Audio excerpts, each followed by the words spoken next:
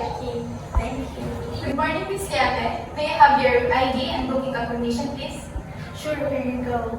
Thank you. I see your reservation for 3 nights.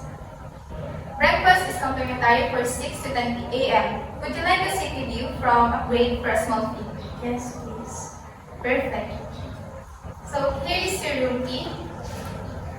Please sign this.